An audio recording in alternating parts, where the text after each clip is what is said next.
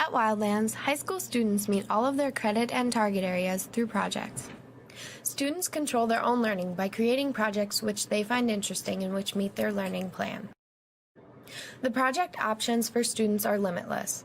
In recent years, students have done everything from cultivating mushrooms to building aqueducts to even learning veterinary science. Graduates from Wildlands still end up with a transcript showing credits in all of the traditional subjects, like math, English, science, and social studies. But the diverse and exciting ways which students earn these credits are what make this school's approach so dynamic and enriching for its students. One of the most recent student projects is the Beaver Creek Reserve Mapping Project.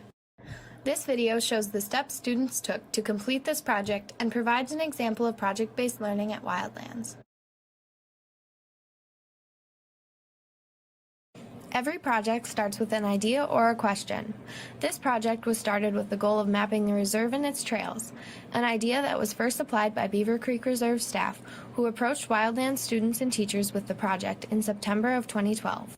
The project became a joint partnership with the University of Wisconsin-Eau Claire Geography Department, who agreed to join the project and supply the GPS equipment needed for data collection.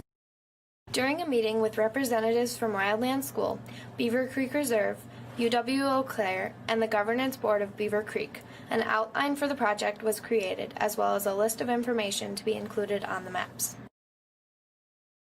After the meeting, Wildlands students Noah and Emerson took on the lead roles and submitted a project request. This request included an outline, task list, timeline, and a list of targets the project would meet. As well as the project request, Noah and Emerson began to work on attaining the knowledge they would need to build the maps in ArcGIS. After the project was approved by the teachers, work could begin. Every project has different tasks. For the mapping project, the first and biggest task was data collection. Using handheld GPS units, students walked all of the trails and roads on Beaver Creek's 400 acres of land. After returning to the school, all data was uploaded into a geodatabase. As the project progressed, students logged time as well as the tasks which they completed.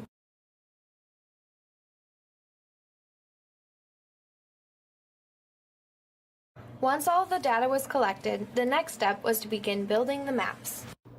At the initial meeting, it was determined that 3 maps were needed in the first year of the project: a North Trails map, a South Trails map, and a campus map showing all of the cabins and facilities available to groups renting the reserve. As the maps were being built with the help of UWEC, students were learning new skills to help them carry on the task of mapping the reserve in years to come. Once the maps were complete, they were taken to Illustrator to begin coloring and organizing them into a distinct set of maps. In Illustrator, legends, keys, and scale marks were also added.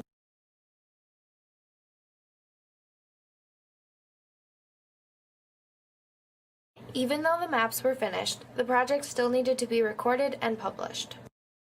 Students wrote project write-ups, and the project was presented at a university showcase.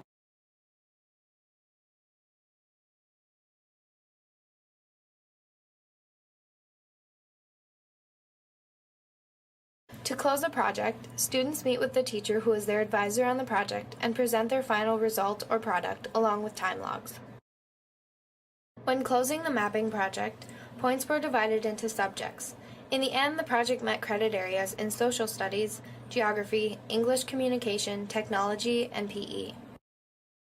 Wildlands students utilize a vast amount of skills and interests in their schoolwork.